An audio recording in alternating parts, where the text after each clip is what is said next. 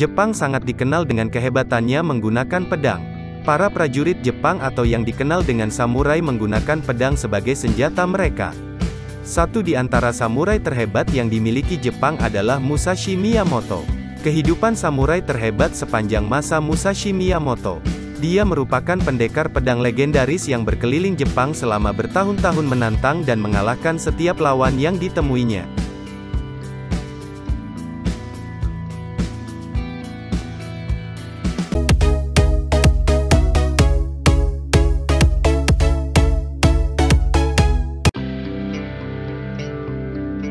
Setelah berduel dengan semua pendekar pedang paling terampil di Jepang, dia menulis sebuah buku tentang disiplin ilmu pedang, A Book of Five Rings. Legenda Musashi hidup melalui tulisan-tulisannya, kisah hidupnya, dan sekolah kenjutsu atau ilmu pedang yang ia dirikan. Berikut 7 fakta mengenai Musashi Miyamoto. 1. Kelahiran dan berkenalan dengan pedang merujuk kepada buku Gorin no Sho. Musashi lahir sekitar 1584 di desa Miyamoto, Provinsi Harima. Nama kecilnya adalah Bennosuke atau Takezo. Ayah Musashi adalah Shinmen Munisai, seorang seniman bela diri dan pengguna senjata jite yang sering dipakai polisi zaman Edo.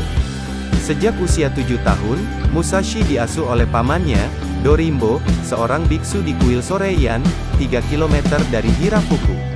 Dorimbo dan Tatsumi, pamannya yang lain, mengajari dia agama Buddha dan pendidikan dasar seperti menulis dan membaca.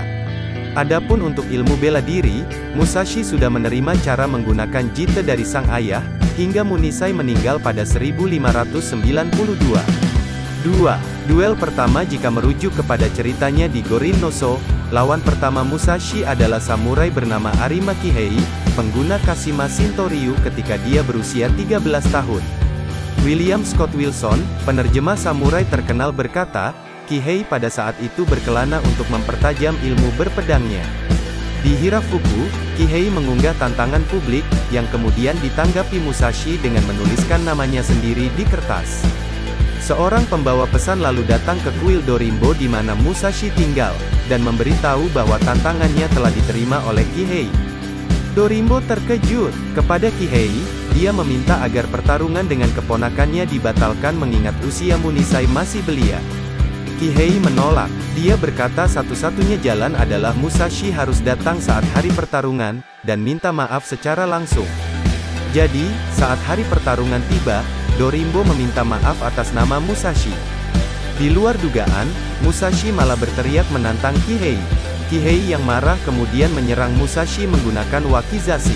Namun, Musashi melempar Kihei hingga terjengkang.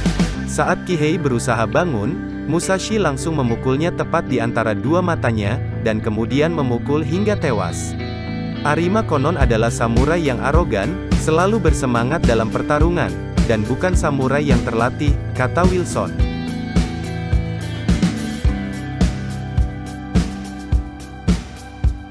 Tiga. Mengembara di 1599, diperkirakan saat itu usianya 16 tahun jika mengacu duelnya dengan Arima, Musashi meninggalkan desa dan mengembara. Dalam pengembaraan, diketahui Musashi terlibat dalam banyak pertarungan. Salah satu duel terkenalnya adalah melawan Tadashima Akiyama dari Provinsi Tajima. Pada 1600, ketika pertempuran antara klan Toyotomi dan klan Tokugawa pecah, Musashi memihak Toyotomi, dan bergabung dengan pasukan barat dengan nama klan Shinmen. Konon, dia terjun dalam berbagai medan, antara lain serangan dalam memperebutkan istana Fushimi pada Juli tahun 1600. Kemudian, dia melindungi kastil Gifu pada Agustus tahun 1600, dan terakhir adalah pertempuran Sekigahara yang terjadi pada tanggal 21 Oktober tahun 1600. Setelah pertempuran, Musashi sempat menghilang, dan kemudian dilaporkan berada di Kyoto pada usia sekitar 20 atau 21 tahun. Saat itu, dia menantang murid-murid dari sekolah pedang Yoshioka yang pada saat itu adalah satu dari 8 perguruan bela diri terkenal di Kyoto. Ayahnya pernah bertarung dengan pemilik perguruan itu, dan menang 2 dari 3 ronde di hadapan Shogun Ashikaga Yoshiaki, yang memberi julukan tak tertandingi di bumi kepada Munisai. Awalnya, Musashi menantang kepala perguruan, Yoshioka Seijuro, yang kemudian menyepakati duel dilakukan di Rendaiji. Saat hari pertarungan, Musashi datang terlambat yang kemudian menuai kemarahan dari Seijuro hingga dia tak bisa mengendalikan gaya berpedangnya. Ketika mereka berhadapan, dengan mudah Musashi menghancurkan bahu kiri Seijuro yang mewariskan perguruan ke adiknya, Yoshioka Denshichiro. Denshichiro menantang Musashi untuk balas dendam. Dia menggunakan tongkat besi. Namun, untuk kedua kalinya, Musashi datang terlambat. Ketika Musashi melihat senjata Denshichiro, dia melucutinya, dan mengalahkannya sehingga membuat keluarga Yoshiaki marah. Kali ini kepala baru perguruan, Yoshioka Matashichiro, melakukan manuver dengan membawa pasukan berisi ahli pedang dan pemanah. Kali ini, Musashi datang lebih awal beberapa jam. Dia bersembunyi, dan melakukan serangan mendadak serta membunuh Matashichiro. Musashi berusaha melarikan diri dari kepungan pengikut keluarga Yoshioka. Untuk melawan mereka, dia terpaksa menarik pedang keduanya, sehingga muncul aliran dua pedang atau Nite-Nichi. Setelah meninggalkan Kyoto, beberapa dokumen menceritakan Musashi sempat berkunjung ke Hozoin di Nara, di mana dia berduel dan belajar dari biksu setempat. Antara tahun 1605 sampai tahun 1612, dia bepergian ke seluruh Jepang sebagai Musasugyo, atau samurai peziarah yang mengasah kemampuan lewat duel. Selama berkeliling Jepang itu, Musashi telah melakukan duel sebanyak 60 kali dan tak terkalahkan menggunakan bokeng atau pedang kayu. Di 1611, Musashi mulai mempelajari seni meditasi atau zazen di kuil Myoshinji di mana dia bertemu Nagaoka Sado, abdi samurai bernama Hosokawa Tadaoki. 4. Tak terkalahkan dalam 60 duel-duel di Jepang awal abad ke-17 seringkali berakibat fatal. Miyamoto Musashi menghabiskan sebagian besar hidupnya bepergian ke seluruh Jepang untuk terlibat dalam duel dan membantai banyak master. Melalui kampanye pertempuran terus-menerus ini, Musashi menyempurnakan keterampilannya dan bangkit menjadi pendekar pedang terhebat dalam sejarah Jepang. 5. Dia mengalahkan seorang ahli pendekar pedang dengan pedang kayu yang diukir dari dayung dalam duel Musashi yang paling terkenal. Dia berhadapan dengan Sasaki Kojiro, yang juga dikenal sebagai iblis dari barat. Kojiro adalah samurai yang ideal dalam banyak hal, dia sangat dihormati dan dilatih secara klasik di sekolah Chujori. Duel ditetapkan untuk pagi hari tanggal 13 April tahun 1612, di Pulau Funashima. Namun, ketika saatnya tiba, Musashi tidak ditemukan di manapun.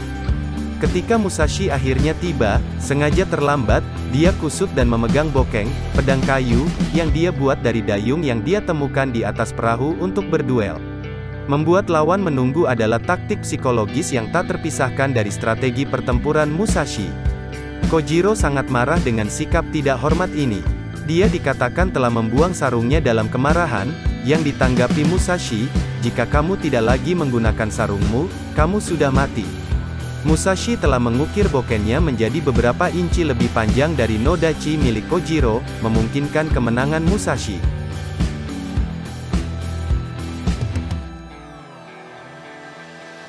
6. Memenangkan duel pertamanya ketika berusia 13 sementara Musashi adalah seorang pemuda yang tinggal di kuil Zen bersama pamannya, samurai pengembara Arima Kihei datang mencari penantang.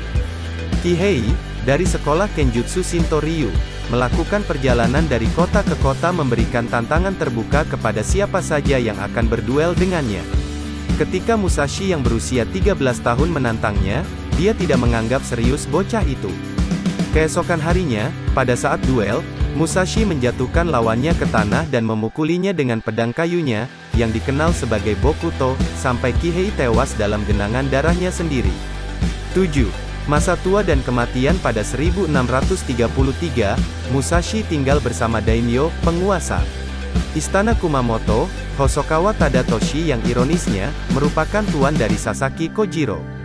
Musashi meninggal diperkirakan pada usia 60 tahun di gua bernama Reigando pada tanggal 13 Juni tahun 1643, dan diyakini menderita kanker paru-paru. Saat dia meninggal, Musashi baru saja merampungkan buku Dokodo berisi 21 aturan tentang kedisiplinan diri bagi generasi masa depan. Jenazahnya dimakamkan menggunakan baju zirah di desa Yuge, dekat jalan utama Gunung Iwato, adapun rambutnya ditanam di Iwato.